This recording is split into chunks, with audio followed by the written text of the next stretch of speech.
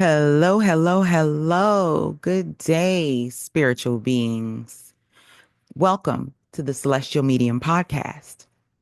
This podcast is a sanctuary for seekers of truth, light, and inner transformation. I'm your host, Nia, and in today's episode, we're exploring a sacred truth, the power within. I recently produced a video titled The Hidden and Mystical Teachings of Jesus. You can check it out on our Celestial Medium YouTube channel, as you can our other produced videos. The content from these mystical teachings are what sparked today's podcast. In these teachings, Jesus teaches us what it means to be a mystic and find the well of power within. As the disciple Thomas teaches, there is light within a person of light, and it shines on the whole world. If it does not shine on the whole world, then it is dark. This is a conversation about your divine essence, the hidden spark of God that lives within you, and how we awaken to it through the veils, the forgetting, and ultimately through remembrance. So let's take a deep breath, settle in, and let's begin this discussion. So I want to start today with a vision. Picture a beam of radiant white light, pure, boundless, and eternal. This is the source, the infinite God. Now, place a prism in that light's path, and what happens? The white light refracts into a spectrum: violet, indigo, blue, green, yellow, orange, and red. Each color distinct, yet all are simply aspects of the one light. That prism is intelligent consciousness of the Creator. And you and I are those colors being reflected. We are extensions of the divine light. Each of us, a unique expression of the source, filtered through the prism of individuality, time, and space. This ancient metaphor reminds us you carry divinity within you, not metaphorically, but literally. Your consciousness is a ray from the infinite flame.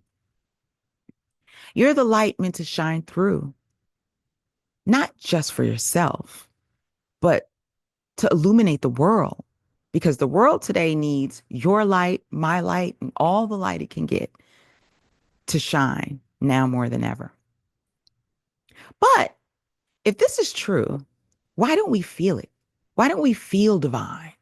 Why do we feel like mortal beings sitting around, going to work, waiting to keel over? Why don't we remember who we are? Here we encounter the veil of forgetting. So imagine you're a brilliant actor in a vast cosmic theater.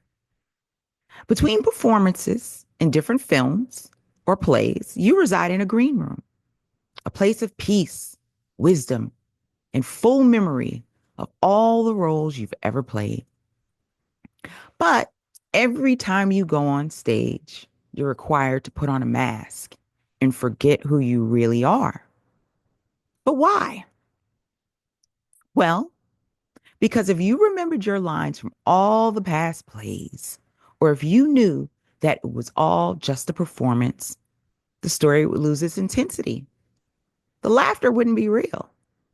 The tears wouldn't be felt. You wouldn't evolve as an actor or as a soul. You'd be stuck in a rut. The veil of forgetting is that mask. It ensures you fully inhabit the role that you are in so that you can learn, so that you can grow. And eventually, if you're courageous enough, you begin to remember. So I want to look at a simple chart that kind of shows us what the veil is, right? So as we look at this chart, you could see above the veil, the higher self remembers all. It's eternal, it's wise, and it holds your soul's blueprint.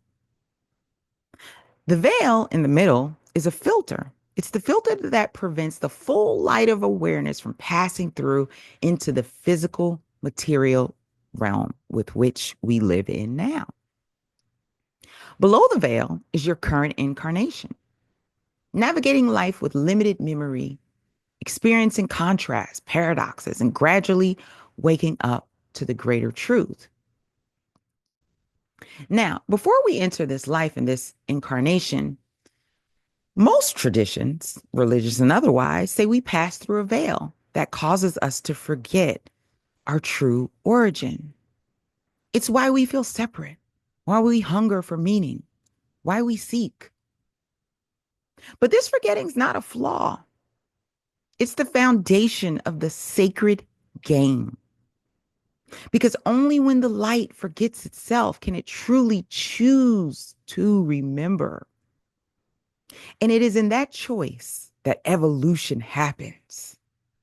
Spiritual maturity and soul growth are choices. And without the veil, there'd be no contrast, there'd be no challenge, there'd be no choice, no free will. And if a soul remembered all of its past lives, divine origins, or spiritual knowledge, its choices in this life would be biased.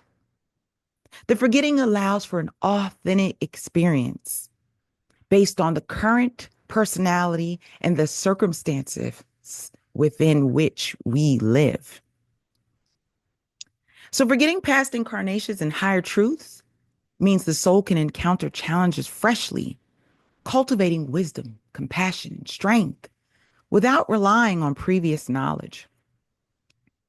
In the physical plane, separation and duality appear real.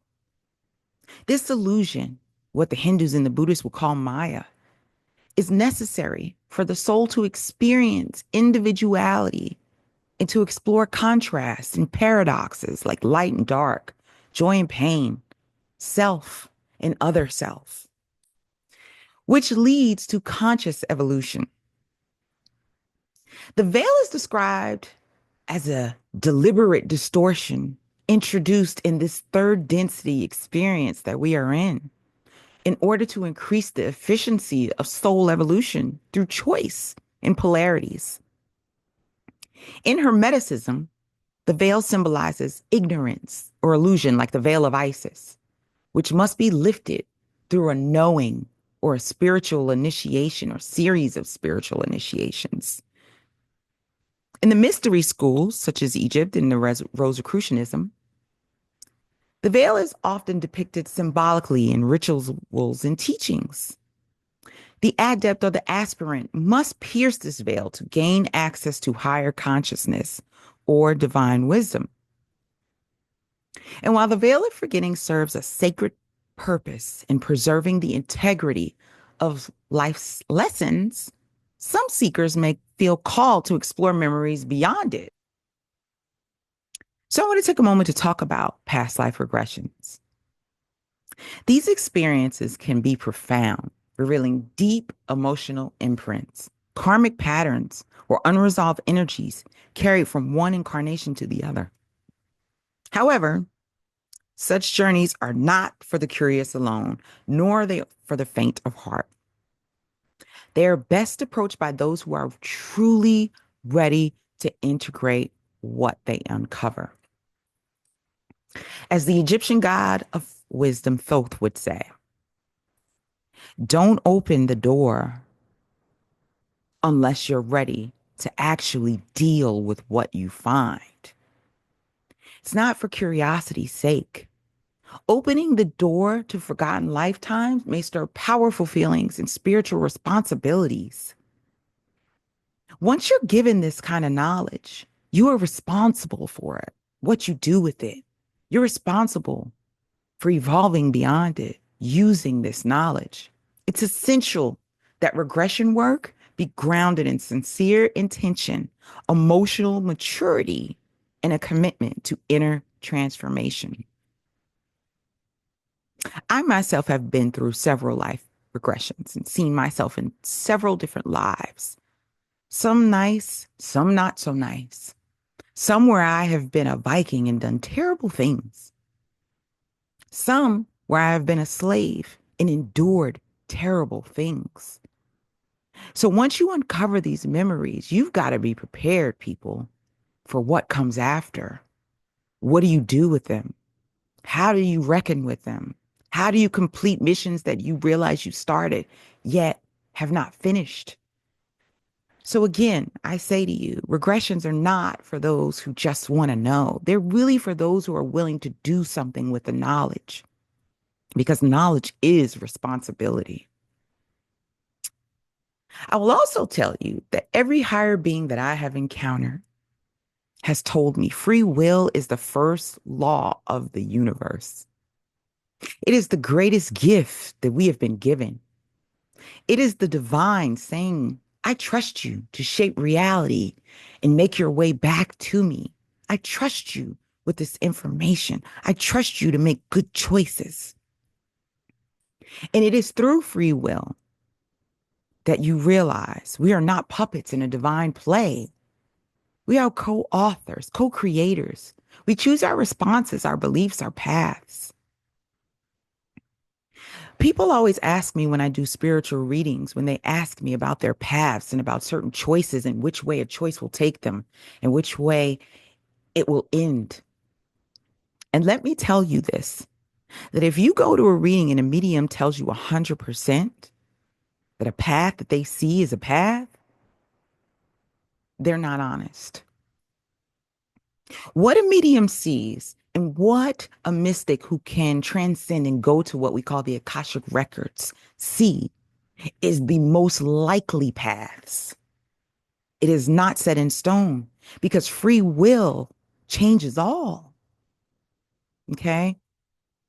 We got to keep this in mind.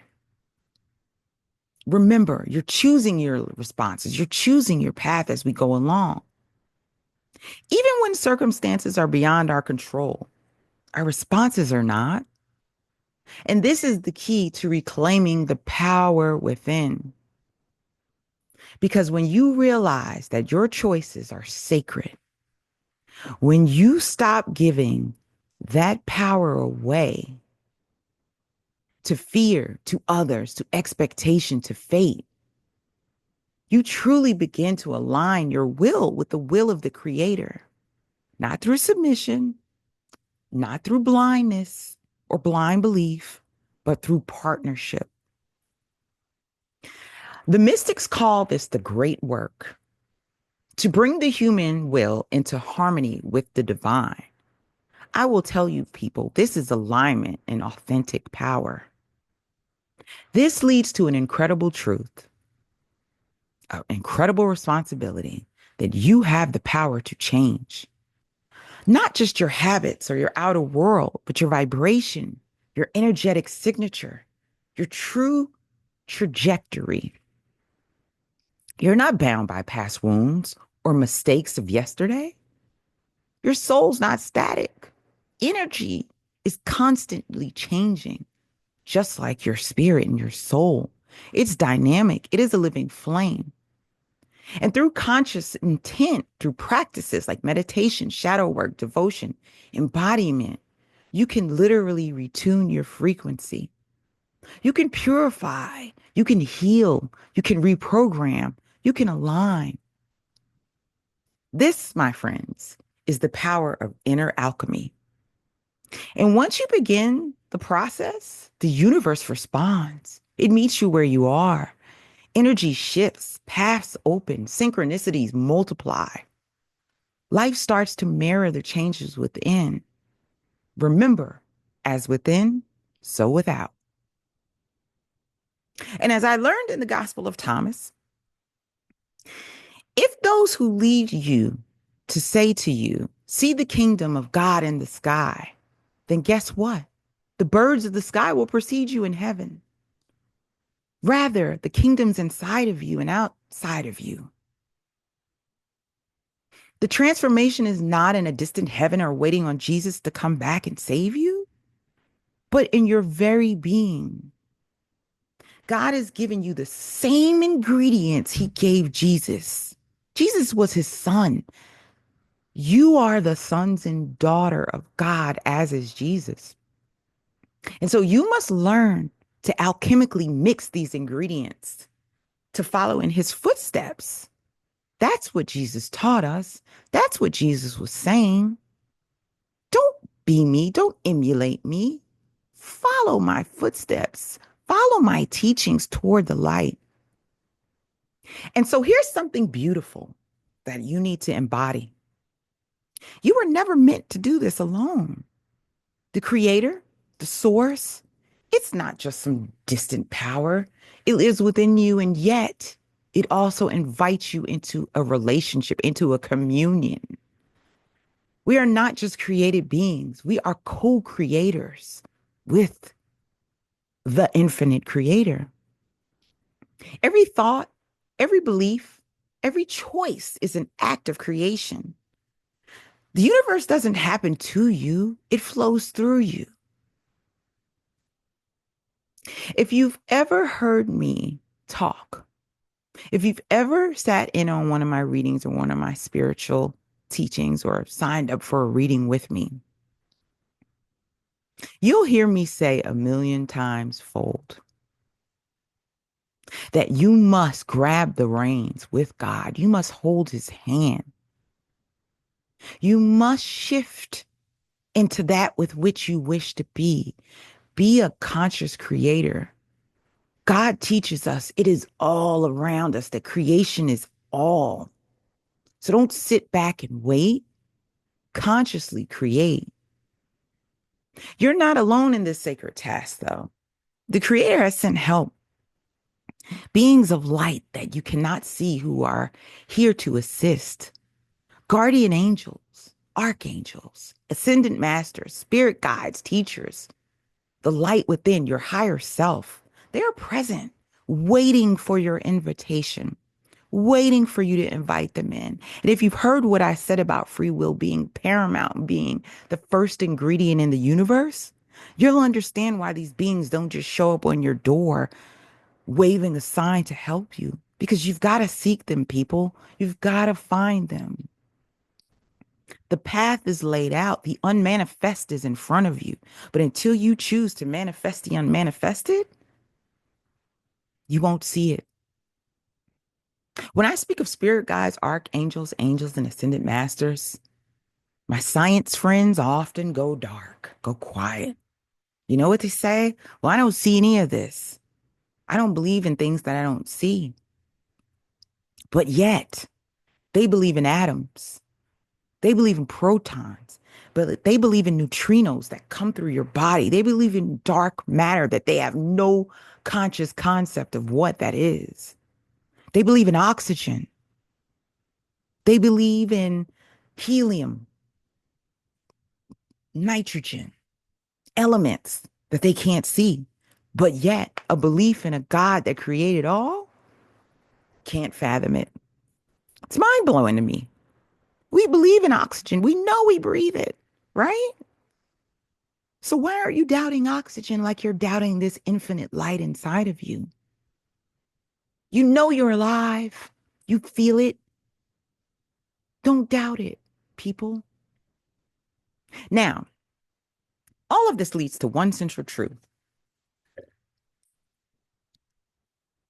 The power you seek has never been missing. It's been waiting for you, buried beneath layers of forgetting, fear, false identity, and past lives where we chose not to wake up. But guess what? You're here on this podcast. So let me tell you something that maybe you didn't realize. You are starting to remember. It's funny when people ask me where my spiritual journey began. I don't know. No one really does. Your spiritual path begins way before you even recognize it. Okay? You are the light through the prism, the spark from the infinite flame. You are the choice, the will, the healer, and the co-creator. The path forward is not about becoming something more magical, but it's about remembering what you already are, embodying that remembrance in every decision, in every choice, in every interaction you have with other human beings. Remembering you are light, you are love, you are consciousness. So when you interact with other selves, embodying that. And I want you to do something for me. I want you to start looking at people outside of you, not as people distinct from you, but as other selves, just as Jesus did. That's how he viewed people, other selves. Because once you embody this power, you realize that we are all one. And especially now in these crazy, uncertain, and turbulent times. And I don't just mean politics, I mean cosmic, weather, cyclical, the sun, all of it. It's turbulent times and very uncertain. And in this time, it's more important than ever to reclaim that inner power. So, how do you do that? Here are a few ways. Okay. First, anchoring in stillness.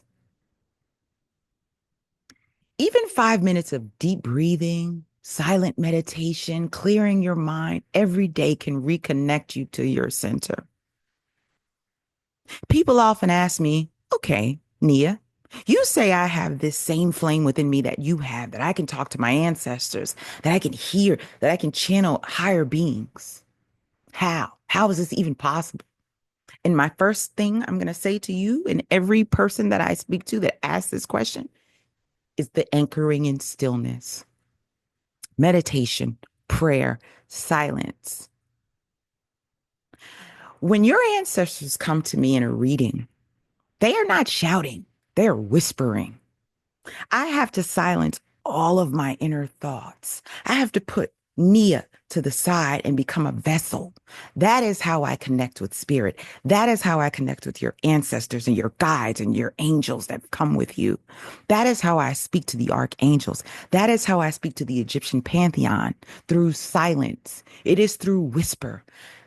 Spirit does not come in as a massive energy. It comes in as a subtle, gentle whisper. And in order for you to discern the same whispers that I hear that Jesus heard, you got to do what we do. You got to silence the monkey mind. So, what's the monkey mind?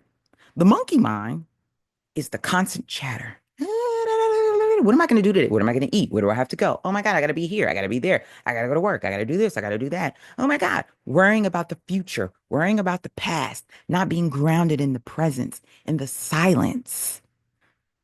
That is the monkey mind that you got to shut up. You got to silence it, people. It's funny. We see an emergence of people with ADHD, right?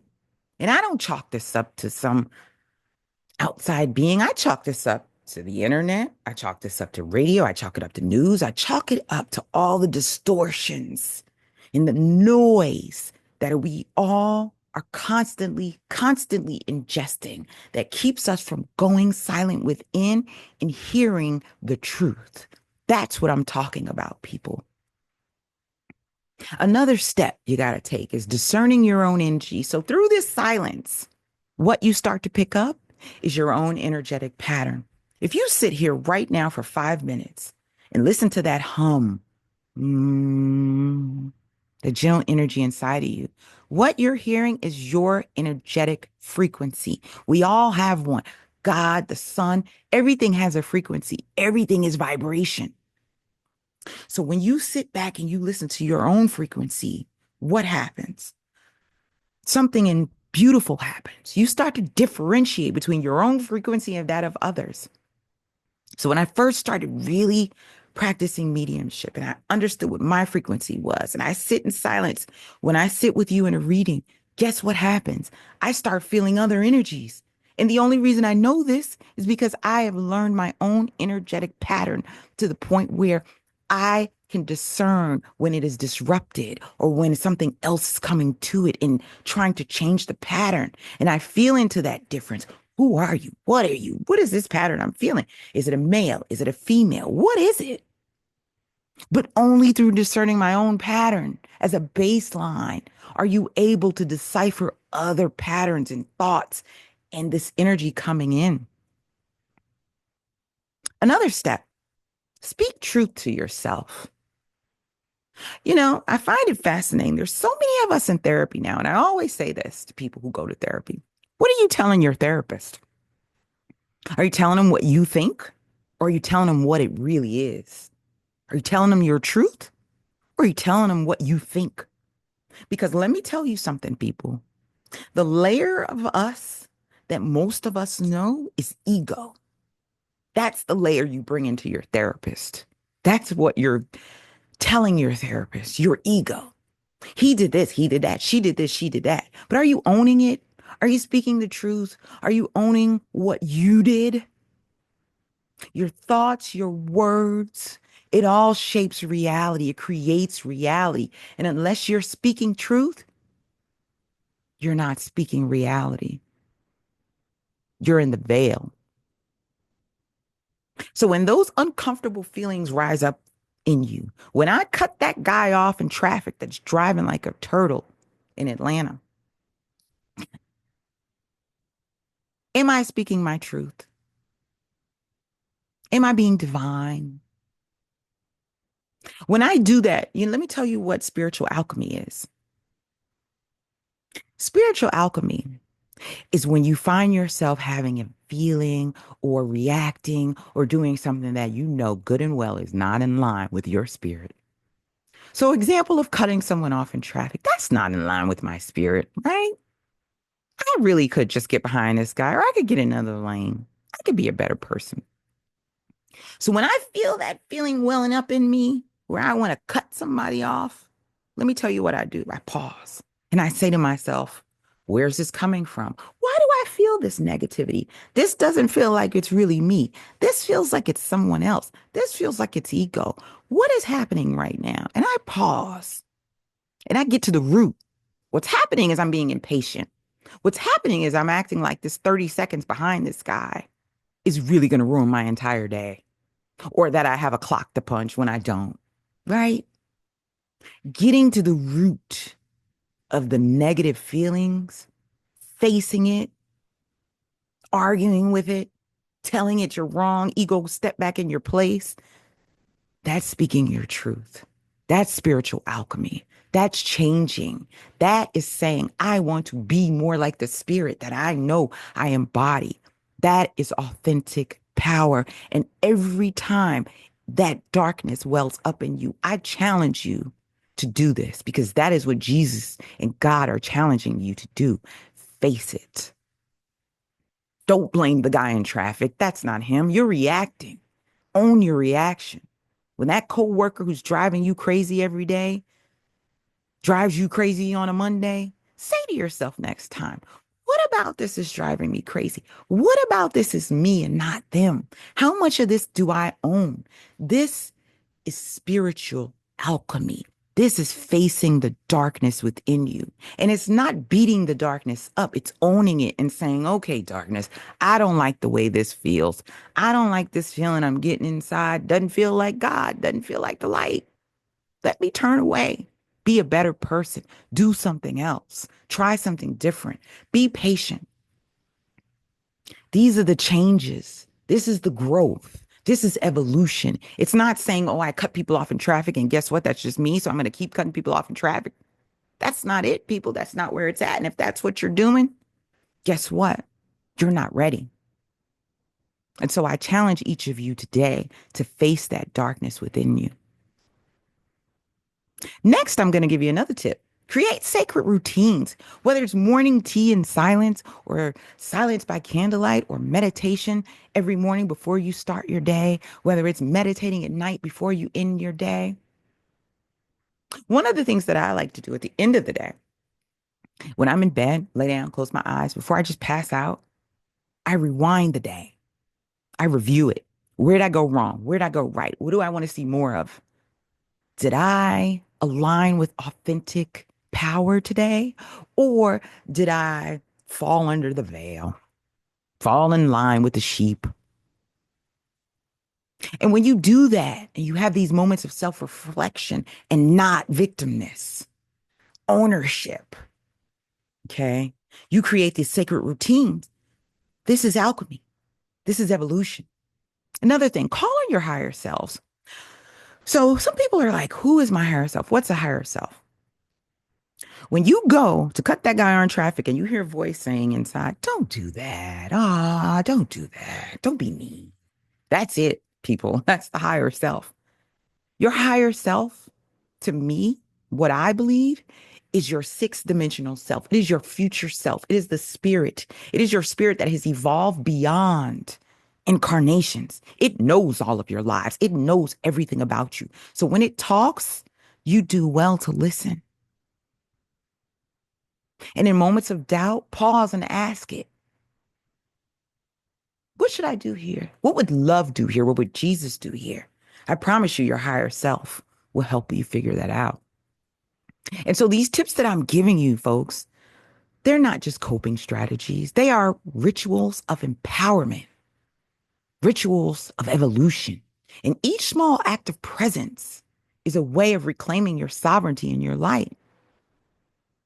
So today, in this moment, I invite you to turn inward, to sit in silence, feel the divine spark glowing in your heart. Learn your own energetic frequency. Learn when it's low, learn when it's high. Learn your baseline. This is you. This is within you.